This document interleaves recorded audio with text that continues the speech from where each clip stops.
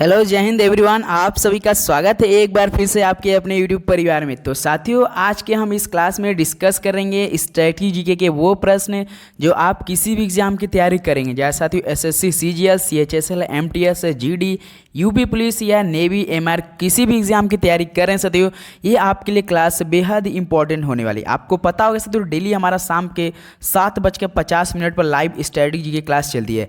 लेकिन साथियों, आज हम आपके समक्ष लाइव नहीं आ सकते, इसलिए आपके लिए वीडियो प्रोवाइड करें कि आपका क्लास मिस ना हो मेरे भाई। तो ये क्लास साथियों जरूर देखिएगा। टॉप 50 सवाल होंगे डेली का। हम टॉप 50 सवाल करते हैं जो कि हमारे स्टैटिक जीके ऐसा सब्जेक्ट है मेरे भाई, हर सब्जेक्ट आपके परीक्षा के लिए बेहद इंपॉर्टेंट होगा। हर टाइप का सवाल ये हैं जो कि आपके परीक्षा के लिए इंपॉर्टेंट होंगे। तो साथियों लास्ट में अपना स्कोर हमें बताइएगा कि इन 50 सवालों में से आपका कितना स्कोर बन रहा और सवालों का लेवल कैसा था गुरुजी, आप एक बार जरूर हमें कमेंट करके बताइएगा।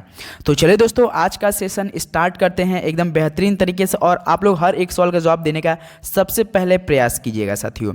तो देखिए, प्रश्न पहला दिया है, माय फेवरेट नेचर स्टोरीज पुस्तक किसने लिखी है। तो साथियों, माय फेवरेट नेचर स्टोरीज पुस्तक किसने लिखी है, पहला ही सवाल इंपॉर्टेंट सवाल आ गया है, पुस्तक से है। तो ध्यान रखिएगा साथियों, रस्किन बॉन्ड ने लिखी है। किसने साथियों? रस्किन बॉन्ड ने लिखी है। तो ए ऑप्शन हमारा बिल्कुल राइट ऑप्शन हो जाएगा साथियों। तो चलिए नेक्स्ट बढ़ते हैं, अगला सवाल देखते हैं। क्वेश्चन नंबर सेकेंड, सांभर झील किस राज्य में स्थित है। तो साथियों, सांभर झील किस राज्य में स्थित है? कर्नाटक, तमिलनाडु, उड़ीसा या राजस्थान में। तो अगर हम सांभर झील की अगर साथियों बात करेंगे तो आपका ये राजस्थान राज्य में पड़ता है। तो डी ऑप्शन क्या बनेगा साथियों? बिल्कुल राइट ऑप्शन करेंगे। उम्मीद करेंगे साथियों आप लोग ये क्लास शुरू से लेकर अंत तक जरूर देखें, क्योंकि आपका स्ट्रैटेजी के मजबूत होना चाहिए। आप कोई भी एग्जाम की तैयारी करें, आपका अगर स्ट्रैटेजी के मजबूत नहीं रहा मेरे भाई, तो समझिए आपके लिए बहुत ही मतलब नुकसान हो सकता है। पेपर में अधिक से सवाल आपको स्टैटिक जीके को देखने को मिलता है, कोई भी एग्जाम हो। तो देखिए क्वेश्चन नंबर 3 देखिए, पारादीप बंदरगाह किस राज्य में स्थित है। तो साथियों, जो पारादीप बंदरगाह है वो किस राज्य में स्थित है? तो ध्यान रखिएगा साथियों, ये उड़ीसा राज्य में पड़ता है। जो पारादीप बंदरगाह है साथियों, ये आपका उड़ीसा राज्य में पड़ता है। तो बी ऑप्शन क्या बन जाएगा? बिल्कुल राइट ऑप्शन। अगर साथियों इसका पीडीएफ अगर आपको डाउनलोड करना हो तो डिस्क्रिप्शन बॉक्स में अपना टेलीग्राम ग्रुप है, आप वहाँ से इसका पीडीएफ भी एकदम फ्री में डाउनलोड कर सकते हैं। तो क्वेश्चन नंबर 4 देखिए, हिमालय का पद प्रदेश फुट हिल्स रीजन निम्न में से किस स्थान से जाना जाता है। तो साथियों, जो हिमालय का पद प्रदेश है वो किस स्थान से जाना जाता है, जिसे आप लोग फुट हिल रीजन के नाम से जानते हैं। तो ध्यान रखिएगा साथियों, शिवालिक के नाम से जानते हैं। किस नाम से साथियों? शिवालिक के नाम से। तो डी ऑप्शन हमारा क्या बन जाएगा? बिल्कुल राइट ऑप्शन हो जाएगा साथियों। 4 का डी ऑप्शन गुरुजी आपका बिल्कुल राइट ऑप्शन हो जाएगा। तो देखिए साथियों, आप सवालों का लेवल बस चेक कीजिएगा। इसी तरह आपके पेपर में मोस्ट इंपॉर्टेंट में 8 से 10 नंबर वाली ये क्लास होने वाली है साथियों। प्रधानमंत्री ग्राम सड़क योजना को कब घोषित किया गया था। तो साथियों, प्रधानमंत्री ग्राम सड़क योजना को कब घोषित किया गया था? 25 दिसंबर 2000, 25 दिसंबर 2001, 25 दिसंबर 2002 या 25 दिसंबर 2003 को। तो साथियों, जो प्रधानमंत्री ग्राम सड़क योजना को घोषित किया गया था वो आपका 25 दिसंबर 2000 को किया गया था। कब साथियों? 25 दिसंबर 2000 को किया गया था। तो इस तरह से हमारा ए ऑप्शन साथियों बिल्कुल राइट ऑप्शन होने वाला है। तो चलिए नेक्स्ट बढ़ते हैं, अगला सवाल देखते हैं। क्वेश्चन नंबर 6 दिया है, निम्नलिखित में से कौन सा एक ज्वारीय बंदरगाह है। तो साथियों, इनमें से एक कौन ज्वारीय बंदरगाह है? मुंबई, कांडला, विशाखापट्टनम या मारमागांव। तो अगर हम साथियों ज्वारीय बंदरगाह की बात करेंगे तो वो आपका कांडला बंदरगाह है। कौन साथियों? कांडला बंदरगाह, जो कि ये गुजरात में पड़ता है। कहाँ पे साथियों?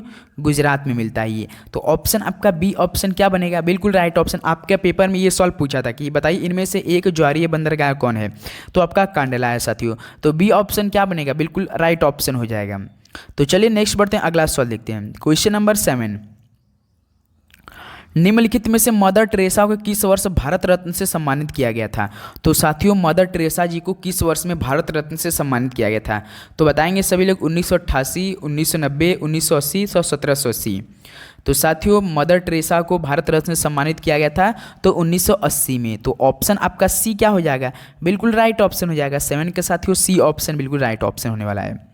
तो चलिए नेक्स्ट बढ़ते हैं, अगला सवाल देखते हैं। क्वेश्चन नंबर 8, हर एक सवाल साथियों आप लोग सबसे पहले देने का प्रयास करेंगे। सवाल हम पढ़ेंगे और ऑप्शन आपका आ जाना चाहिए, इससे साथियों और आपका तैयारी काफ़ी अच्छे से लेवल से बढ़ेगी। तो क्वेश्चन नंबर 8 देखिए, भारत रत्न पाने वाले भारत के पहले प्रधानमंत्री कौन थे? तो साथियों भारत रत्न पाने वाले भारत के पहले प्रधानमंत्री कौन थे? लाल बहादुर शास्त्री, अटल बिहारी वाजपेयी, जवाहरलाल नेहरू या इनमें से कोई नहीं। तो ध्यान रखिएगा साथियों, वैसे तो भारत रत्न पाने वाले पहले प्रधानमंत्री की अगर हम बात करेंगे तो साथियों जवाहरलाल नेहरू थे। कौन थे साथियों? जवाहरलाल नेहरू थे। तो इस तरह से सी ऑप्शन हमारा बिल्कुल राइट ऑप्शन हो जाएगा। पंडित जवाहरलाल नेहरू जो कि भारत के पहले प्रधानमंत्री भी थे साथियों, तो सी ऑप्शन हमारा क्या बन जाएगा? इस तरह से राइट ऑप्शन हो जाएगा। उम्मीद कर रहा हूँ साथियों आपको काफ़ी अच्छे ये क्लासेस समझ में आ रहे होंगे और आप लोग हर एक सवाल का जवाब काफ़ी अच्छे से याद करेंगे। और लास्ट में अपना साथियों स्कोर हमें जरूर बताइएगा कि इन 50 सवालों में से आपका कितना स्कोर बना। तो देखिए क्वेश्चन नंबर 9, 2024 में कितने लोगों को पद्म विभूषण से सम्मानित किया गया है? तो साथियों फिलहाल में अभी राष्ट्रपति जी द्वारा द्रौपदी मुर्मू के द्वारा मतलब पद्म विभूषण से सम्मानित किया गया है 2024 में। तो बताइए कितने लोगों को सम्मानित किया गया है? 6, 7, 8 या 5 लोगों? तो बताएंगे साथियों कितने लोगों को सम्मानित किया गया है। तो पद्म विभूषण की अगर हम बात करेंगे तो 5 लोगों को सम्मानित किया गया। कितने लोगों को साथियों? 5 लोगों को सम्मानित किया गया है। तो इस तरह से हमारा डी ऑप्शन क्या बन जाएगा? बिल्कुल राइट ऑप्शन हो जाएगा। 9 का साथियों डी ऑप्शन बिल्कुल करेक्ट ऑप्शन हो जाएगा। तो चलिए अगला सवाल देखते हैं, क्वेश्चन नंबर 10। सभी साथी बताएंगे क्वेश्चन नंबर 10 का जवाब। 2011 की जनगणना के अनुसार केंद्र शासित प्रदेश में सबसे कम साक्षरता वाला राज्य। तो साथियों अगर हम 2011 की जनगणना के अनुसार के केंद्र शासित प्रदेश में सबसे कम साक्षरता वाला राज्य की बात करेंगे तो बताइए कौन है? केरल, सिक्किम, दादरा और नगर हवेली या बिहार? तो केंद्र शासित प्रदेश दिया है तो याद रखेंगे दादरा और नगर हवेली, जो कि 2011 की जनगणना के अनुसार सबसे कम साक्षरता वाला राज्य है। तो सी ऑप्शन बिल्कुल राइट ऑप्शन। अगर साथियों सबसे अधिक वैसे राज्य की बात करेंगे जो साक्षरता के मामले में सबसे अधिक है तो केरल है साथियों, ध्यान रखिएगा। और आपके पेपर में पूछे कि 2011 की जनगणना के अनुसार सबसे घनत्व वाला सबसे अधिक राज्य कौन है? घनत्व की बात करेगा तो बिहार है। ये कौन साथियों? बिहार है। और साक्षरता वाला सबसे अधिक राज्य कौन है? केरल है। तो ध्यान रखेंगे साथियों आप लोग। नेक्स्ट बढ़ते हैं, अगला सवाल देखते हैं, क्वेश्चन नंबर 11। राजस्थान के दिलवाड़ा के जैन मंदिरों का निर्माण किसके द्वारा किया गया? तो साथियों राजस्थान के दिलवाड़ा के जैन मंदिरों का निर्माण किसके द्वारा किया गया? राजा रणजीत सिंह, महाराणा प्रताप, बिमल शाह या राजा जैनचंद के द्वारा? तो बताएंगे साथियों राजस्थान का जो दिलवाड़ा का जैन मंदिर है वो निर्माण किसके द्वारा किया गया था? तो याद रखिएगा बिमल शाह के द्वारा। किसके द्वारा साथियों? बिमल शाह के द्वारा। तो सी ऑप्शन हमारा क्या बनेगा साथियों? बिल्कुल राइट ऑप्शन हो जाएगा। 11 का साथियों सी ऑप्शन बिल्कुल करेक्ट ऑप्शन हो जाएगा। नेक्स्ट बढ़ते हैं, अगला सवाल देखते हैं, क्वेश्चन नंबर 12। केदारनाथ मंदिर निम्न में से किस राज्य में स्थित है? तो साथियों केदारनाथ सभी का एक ड्रीम होता है जाने के लिए। तो बताइए ये किस राज्य में स्थित है? उत्तराखंड, हिमाचल प्रदेश, जम्मू और कश्मीर या मध्य प्रदेश में? 12 का राइट ऑप्शन बताएंगे। तो बताइए साथियों केदारनाथ किस राज्य में स्थित है? तो आपका उत्तराखंड में स्थित है। आपको पता होगा साथियों यूपी का साथियों 13 राज्यों को काट कर, कितने राज्यों को? उत्तर प्रदेश का 13 राज्य काट कर एक अलग से राज्य उत्तराखंड बनाया गया था, जो कि 2000 में अस्तित्व में आया था। आपके पेपर में पूछता है कि उत्तराखंड किस वर्ष में अस्तित्व में आया था? 2000 में अस्तित्व में। अगर आपके पेपर में ये पूछ दे कि उत्तराखंड उत्तर प्रदेश से कितने राज्यों से कटकर बना है, तो 13 राज्यों से कटकर बना है। तो ध्यान रखिएगा साथियों। तो इस तरह से केदारनाथ मंदिर आपका उत्तराखंड राज्य में स्थित है। तो ए ऑप्शन आपका राइट ऑप्शन हो जाएगा। नेक्स्ट बढ़ते हैं, अगला सवाल देखते हैं, क्वेश्चन नंबर 13। अक्षरधाम मंदिर कहाँ पर स्थित है? तो साथियों अक्षरधाम जो मंदिर है वो कहाँ पर स्थित? दिल्ली, कर्नाटक, तमिलनाडु या केरल में? तो बताएंगे सभी साथी 13 का राइट ऑप्शन। तो गुरुजी अक्षरधाम मंदिर आपका स्थित है दिल्ली में। कहाँ पे साथियों? दिल्ली में पड़ता है आपका अक्षरधाम मंदिर। तो ए ऑप्शन क्या बन जाएगा आपका? बिल्कुल करेक्ट ऑप्शन हो जाएगा मेरे भाई। 13 का साथियों ए ऑप्शन बिल्कुल राइट ऑप्शन हो जाएगा। नेक्स्ट बढ़ते हैं, अगला सवाल देखते हैं, क्वेश्चन नंबर 14 साथियों। डांगी निम्न में से किस राज्य की प्रसिद्ध लोक नृत्य है? तो साथियों जो डांगी है ये किस राज्य की प्रसिद्ध लोक नृत्य है? गुजरात, हरियाणा, हिमाचल प्रदेश या बिहार का? तो ध्यान रखिएगा साथियों जो डांगी है ये आपका पड़ता है हिमाचल प्रदेश में। कहाँ पे साथियों? हिमाचल प्रदेश में पड़ता है। तो सी ऑप्शन क्या बनेगा? बिल्कुल राइट ऑप्शन। उम्मीद कर रहा हूँ साथियों आपको काफ़ी बेहतरीन ये सेशन लग रहे होंगे। देखिए साथियों इसलिए आराम आराम से कर रहे हैं कि आपको मैं 50 सवाल कराऊँ और 50 सवाल आप इसी क्लास में याद कर लें, आपको ये क्लास दोबारा देखने की ज़रूरत ना पड़े मेरे भाई। इसलिए हम ऐसा करते हैं आपको डेली सुबह हमारा 8 बजे क्लास चलता है, शाम को 4 बजे और रात में 7:50 पर। ये हमारा 3 टाइम का शेड्यूल है। पृथ्वी किन दो ग्रहों के मध्य स्थित है? तो साथियों जो पृथ्वी है किन दो ग्रहों के मध्य स्थित है? तो सभी को पता होना चाहिए साथियों, शुक्र एवं मंगल, बुध और शुक्र, शुक्र और बृहस्पति या शुक्र और शनि। तो बताइए साथियों पृथ्वी किन दो ग्रहों के मध्य स्थित है? तो याद रखिएगा साथियों शुक्र और मंगल के बीच स्थित है। तो ए ऑप्शन बिल्कुल करेक्ट ऑप्शन। शुक्र को और किस ग्रह के नाम से जानते हैं? चमकीला ग्रह के नाम से भी जानते हैं, सभी को पता होगा। और साथियों मंगल आपका लाल ग्रह के नाम से जाना जाता है, ये सभी को पता। शाम का और भोर का साज का तारा कौन है? शुक्र है। तो ध्यान रखिएगा साथियों। नेक्स्ट बढ़ते हैं, अगला सवाल देखते हैं, क्वेश्चन नंबर 16। आकार और बनावट की दृष्टि से पृथ्वी किस ग्रह के समान है? तो साथियों जो आकार और बनावट की दृष्टि से पृथ्वी किस ग्रह के समान है? शनि, पृथ्वी, शुक्र या बुध के? बताएंगे सभी साथी। 16 का राइट ऑप्शन है। जो आकार और बनावट की दृष्टि से अगर साथियों पृथ्वी ग्रह की बात करेंगे तो आपका ये शुक्र के समान है। किसके समान साथियों? शुक्र के समान। तो सी ऑप्शन बिल्कुल राइट ऑप्शन हो जाएगा। तो 16 का मेरे भाई सी ऑप्शन आपका बिल्कुल राइट ऑप्शन हो जाएगा।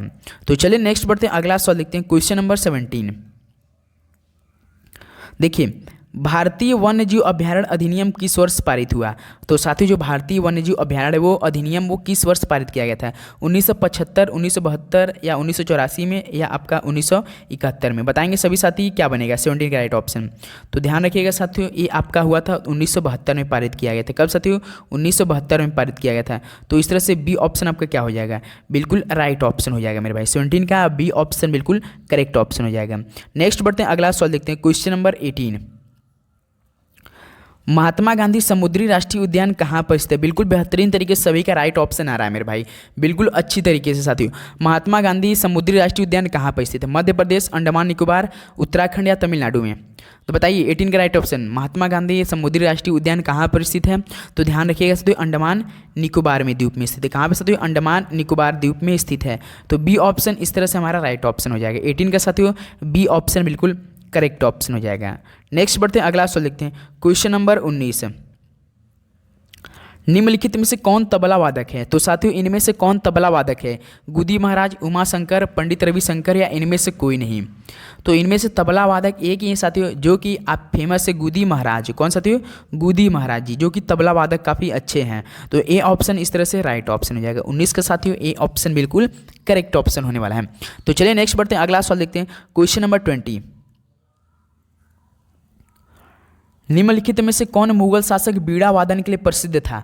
तो साथियों इनमें से कौन मुगल शासक बीड़ा वादन के लिए प्रसिद्ध था? अकबर, हुमायूं, औरंगजेब, बाबर? मुगल वंश से संबंधित है मेरे भाई, मुगल शासक बीड़ा वादन के लिए प्रसिद्ध था। बताइए 20 का राइट ऑप्शन क्या बनेगा? इंपॉर्टेंट साथियों सवाल है, तो ध्यान रखेंगे साथियों औरंगजेब था। कौन सा साथियों? औरंगजेब। तो इस तरह से आपका 20 का क्या बनेगा? सी ऑप्शन बिल्कुल राइट ऑप्शन हो जाएगा मेरे भाई। 20 के साथियों सी ऑप्शन बिल्कुल करेक्ट ऑप्शन हो जाएगा। तो चलिए नेक्स्ट बढ़ते हैं, अगला सवाल देखते हैं, क्वेश्चन नंबर 21। देखिए साथियों धुआंधार जलप्रपात मध्य प्रदेश किस नदी पर स्थित है? मोस्ट इंपॉर्टेंट साथियों सवाल है ये, वेरी वेरी मोस्ट इंपॉर्टेंट साथियों सवाल है ये। जो धुआंधार जलप्रपात है मध्य प्रदेश में पड़ता है वो किस नदी पर स्थित है? माही नदी, सिंध नदी, नर्मदा नदी या क्षिप्रा नदी पर? तो साथियों अगर हम धुआंधार जलप्रपात की बात करेंगे तो ये आपका नर्मदा नदी पे है। कहाँ पे साथियों? नर्मदा नदी पे है। तो सी ऑप्शन क्या बनेगा साथियों? बिल्कुल राइट ऑप्शन। 21 का साथियों सी ऑप्शन आपका बिल्कुल करेक्ट ऑप्शन हो जाएगा। नेक्स्ट बढ़ते हैं, अगला सवाल देखते हैं, क्वेश्चन नंबर 22 मेरे भाई। निम्नलिखित में से भारत के सीमावर्तीय देश हैं? तो साथियों इनमें से भारत के सीमावर्तीय देश कौन है? चीन, श्रीलंका, अंडमान निकोबार या दमन दीव? 22 का राइट ऑप्शन। आपको पता होगा साथियों भारत के सीमावर्ती 7 देश हैं। कौन है साथियों? 7 देश हैं। आप लोग याद रखिएगा साथियों 7 देश कौन कौन से, आपको ट्रिक याद रहना चाहिए। BCPN, क्या साथियों? BCPN MBA मतलब साथियों बी का मतलब बांग्लादेश, सी का मतलब चीन, पी का मतलब पाकिस्तान, एन का मतलब नेपाल, एम का मतलब म्यांमार, बी का मतलब बांग्लादेश, भूटान। सो बी से मतलब एक बांग्लादेश एक भूटान, और ए से आपका क्या हो जाएगा साथियों? चलिए ए से आप लोग हमें कमेंट करके बताएंगे साथियों सभी साथी। तो ध्यान रखिए जो भारत के इसमें सीमावर्तीय देश एक ही हो जा रहा है जो कि साथियों चीन हो जाएगा। क्या हो जाएगा साथियों? चीन हो जाएगा। तो 22 का ए ऑप्शन बिल्कुल राइट ऑप्शन। ए का आप लोग सभी हम लोग कमेंट करके बताएंगे। BCPN MBA 7 आपका ऐसे जो कि भारत के सीमावर्तीय देश है, सीमावर्ती देश है जो कि ए से आप लोग कमेंट हमें करके बताएंगे सभी साथी। इंपॉर्टेंट साथियों सवाल है ये। नेक्स्ट बढ़ते हैं, अगला सवाल देखते हैं, क्वेश्चन नंबर 23। देखिए क्षेत्रफल की दृष्टि से अमेरिका विश्व का सबसे बड़ा देश है। तो मेरे भाई क्षेत्रफल की दृष्टि से अमेरिका कौन से स्थान का विश्व का सबसे बड़ा देश है? पहला, दूसरा, तीसरा, चौथा। चलिए हम साथियों लिखते हैं, 1 से लेकर जो आपका 7 तक है, 7वें तक पे तो भारत है, लेकिन आपका अमेरिका पूछा है। तो देखिए पहला, दूसरा, तीसरा, चौथा, 5वां, 6वां, 7वां। देखिए पहले पे आपका कौन पड़ता है? पहले पे आपका रूस है। कौन साथियों? रूस है। दूसरे पे आपका कौन है साथियों? कनाडा है। और तीसरे पे मेरे भाई आपका कौन है? चीन है। कौन है साथियों? तीसरे पे आपका चीन है। और चौथे पे अगर हम बात करेंगे तो कौन है साथियों? आपका अर्जेंटीना है। कौन साथियों? चौथा पे अर्जेंटीना। 5वां पे कौन है साथियों? ब्राज़ील है। कौन है साथियों? 5वां पर ब्राज़ील है। और 6वें की अगर हम बात करेंगे तो ऑस्ट्रेलिया है। और 7वां पे मेरे भाई कौन हो जाएगा? आपका इंडिया हो जाएगा, मतलब अपना भारत हो जाएगा। तो हमसे पूछा अमेरिका, तो अमेरिका किस पे है मेरे भाई? चौथा पे। अमेरिका देखेंगे साथियों, चौथा अर्जेंटीना नहीं मेरे भाई, अमेरिका है। चौथा पे कौन हो जाएगा? अमेरिका होता है मेरे भाई, ध्यान से। तो आपका इसमें क्षेत्रफल की दृष्टि से अमेरिका विश्व का सबसे बड़ा देश चौथा पोजीशन का है। कौन है साथियों? चौथा पोजीशन का है। तो इस तरह से डी ऑप्शन राइट ऑप्शन। पहले पर रूस है, दूसरे पे कनाडा है, तीसरे मेरे भाई चीन है, चौथे पे आपका अमेरिका है, उसके बाद 5वां पे आपका ब्राज़ील है, 6वां पे आपका ऑस्ट्रेलिया है, 7वां पे अपना प्यारा भारत है साथियों। तो इस तरह से 23 का हमारा डी ऑप्शन अमेरिका के पूछा है, तो हमारा अमेरिका चौथा पोजीशन पे है। नेक्स्ट बढ़ते हैं अगला। उम्मीद करें साथियों आप लोग समझ रहे होंगे। क्वेश्चन नंबर 24 देखिए, थाईलैंड की राष्ट्रीय खेल क्या है? तो साथियों थाईलैंड की राष्ट्रीय खेल क्या होती है? तो ध्यान रखेंगे साथियों सभी लोग, मै थाई होता है। क्या होता है साथियों? मै थाई होता है। तो सी ऑप्शन बिल्कुल राइट ऑप्शन हो जाएगा 24 का साथियों। सी ऑप्शन आपका क्या बनेगा? बिल्कुल राइट ऑप्शन हो जाएगा। नेक्स्ट बढ़ते हैं अगला सवाल देखते हैं। क्वेश्चन नंबर 25, पोलो टीम में कितने खिलाड़ी होते हैं? तो साथियों जो पोलो टीम में कितने खिलाड़ी होते हैं? 8, 7, 4 या 9? तो बताएंगे 25 का राइट ऑप्शन। तो ध्यान रखिए पोलो टीम में प्रत्येक टीम में 4 खिलाड़ी होते हैं। कितने साथियों? केवल 4 खिलाड़ी होते हैं। तो इस तरह से हमारा सी ऑप्शन क्या बनेगा? बिल्कुल राइट ऑप्शन हो जाएगा। नेक्स्ट बढ़ते हैं अगला सवाल देखते हैं। तो देखिए साथियों इस तरह से आपके पेपर में सवाल बनते हैं साथियों, जो कि मोस्ट इंपॉर्टेंट सवाल साथियों। उम्मीद करें आपको काफ़ी अच्छे समझ में आ रहे होंगे। तो ये क्लास साथियों शुरू से लेकर जरूर देखिएगा। भारत का प्रथम नौसेना अध्यक्ष कौन है? तो साथियों भारत का प्रथम नौसेना अध्यक्ष कौन है? तो ध्यान रखिएगा साथियों एडमिरल आर.डी. कटारी थे। कौन थे साथियों? Admiral RD. कटारी। अगर कटारी आपको दिख गया तो समझिए कि नौसेना के प्रथम अध्यक्ष थे भारत के। तो इस तरह से बी ऑप्शन हमारा क्या मैच कर रहा है? बिल्कुल साथियों 26 का बी ऑप्शन साथियों बिल्कुल राइट ऑप्शन हो जाएगा। तो चलिए अगला सवाल देखते हैं। क्वेश्चन नंबर 27 क्या दिया साथियों सवाल? भारतीय राष्ट्रीय कांग्रेस के प्रथम अध्यक्ष कौन थे? तो साथियों भारतीय राष्ट्रीय कांग्रेस के प्रथम अध्यक्ष कौन थे? बोमेश चंद्र बनर्जी, रविन्द्रनाथ टैगोर, बदरुद्दीन तैयबजी, आचार्य विनोबा भावे। अगर हम साथियों भारतीय राष्ट्रीय कांग्रेस के अध्यक्ष की बात करेंगे, ये तो सभी को पता है बोमेश चंद्र बनर्जी। ये आपके पेपर में सवाल पूछता है, बार बार पूछता है कि बताइए भारतीय राष्ट्रीय कांग्रेस के प्रथम अध्यक्ष कौन है? तो साथियों बोमेश चंद्र बनर्जी। 27 का ए ऑप्शन क्या बन जाएगा? बिल्कुल राइट ऑप्शन हो जाएगा। नेक्स्ट बढ़ते हैं अगला सवाल देखते हैं। क्वेश्चन नंबर 28, भारत का पहला गवर्नर जनरल कौन था? तो मेरे भाई भारत का पहला गवर्नर जनरल कौन था? Lord William Bentinck, Lord Canning, Lord Mountbatten या लॉर्ड कर्जन? 28 का राइट ऑप्शन सभी साथी बताएंगे। बताइए भारत का पहला गवर्नर जनरल कौन था? सभी साथी कमेंट करके बताएंगे। तो याद रखिएगा तो लॉर्ड विलियम बेंटिक था। कौन था गुरुजी? Lord William Bentinck. तो इस तरह से ए ऑप्शन आपका क्या बनेगा साथियों? बिल्कुल करेक्ट ऑप्शन हो जाएगा। 28 का साथियों ए ऑप्शन क्या बनेगा? बिल्कुल सही जवाब हो जाएगा आपका। नेक्स्ट बढ़ते हैं अगला सवाल देखते हैं। क्वेश्चन नंबर 29, मुगल दरबार में आने वाला प्रथम अंग्रेज कौन है? तो साथियों जो मुगल दरबार में आने वाला प्रथम अंग्रेज कौन था? Vasco D gamma, sir Thomas Roe, Hawkins या इनमें से कोई नहीं? तो याद रखिएगा साथियों मुगल दरबार में आने वाला प्रथम अंग्रेज कौन है? ये आपसे सवाल पूछ रहा है। तो हॉकिंस था। कौन साथियों? हॉकिंस था। तो इस तरह से सी ऑप्शन आपका क्या बनेगा साथियों? बिल्कुल करेक्ट ऑप्शन हो जाएगा। नेक्स्ट बढ़ते हैं अगला सवाल देखते हैं। क्वेश्चन नंबर मेरे भाई 30, भारत के पहले चुनाव आयुक्त कौन थे? तो साथियों भारत के जो पहले चुनाव आयुक्त वो कौन थे? बताइए। सभी साथी राइट ऑप्शन बताएंगे। करेक्ट ऑप्शन इंपॉर्टेंट साथियों सवाल है। एस प सेन वर्मा, टी स्वामीनाथन, सुकुमार सेन या के बी सुंदरम? अगर हम साथियों भारत के पहले चुनाव आयुक्त कौन थे उसकी बात करेंगे तो ध्यान रखिएगा साथियों सुकुमार सेन थे। कौन थे साथियों? सुकुमार सेन थे। तो इस तरह से सी ऑप्शन हमारा साथियों बिल्कुल राइट ऑप्शन हो जाएगा। उम्मीद कर रहा हूँ साथियों आपको काफ़ी अच्छे से समझ में आ रहे होंगे साथियों। तो चलिए अगला सवाल देखते हैं। क्वेश्चन नंबर मेरे भाई 31,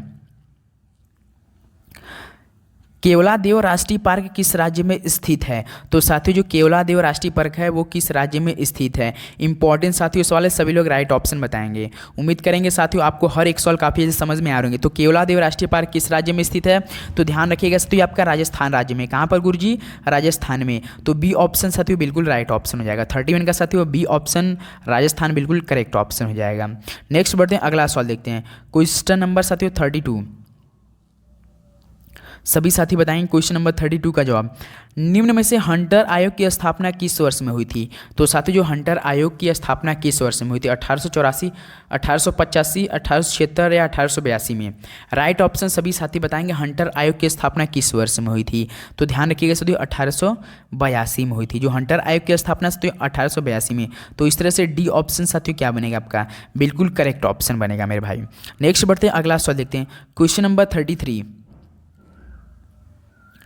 केंद्रीय खाद्य प्रौद्योगिकी अनुसंधान संस्थान कहाँ पर स्थित है?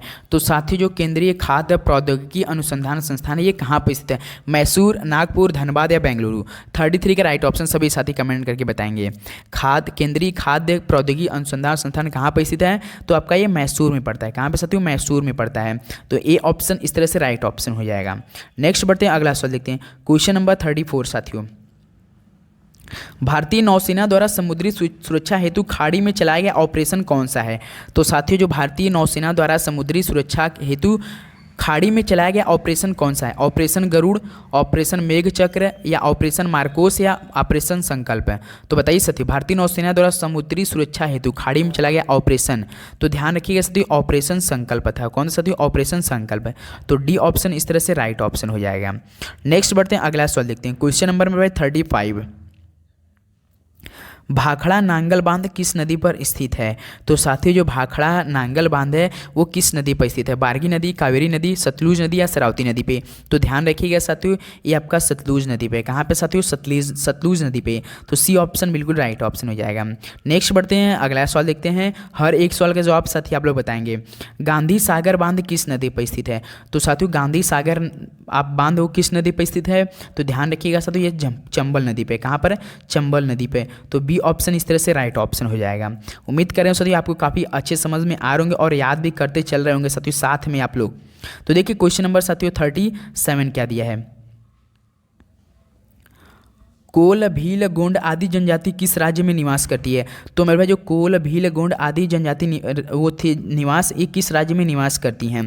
तो ध्यान रहे साथियों ये आपका मध्य प्रदेश में निवास करती है। कहाँ पे साथियों? एमपी में निवास करती थी। तो इस तरह से ऑप्शन आपका डी ऑप्शन बिल्कुल राइट ऑप्शन हो जाएगा।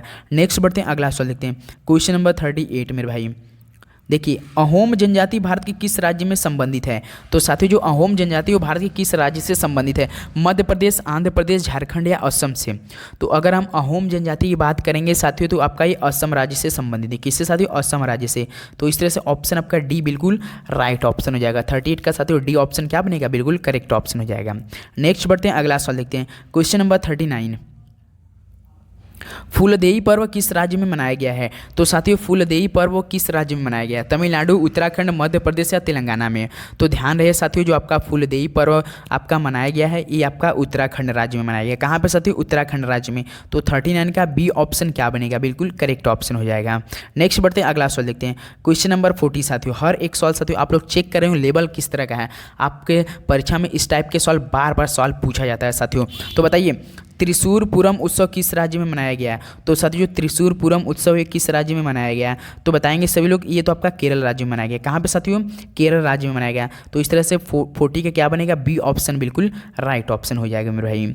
नेक्स्ट बढ़ते हैं, अगला सवाल देखते हैं, क्वेश्चन नंबर 41। मसालों का बगीचा किसे कहते हैं? तो साथियों मसालों का बगीचा किसे कहते हैं? प्रयाग, पंजाब, केरल या पानीपत को?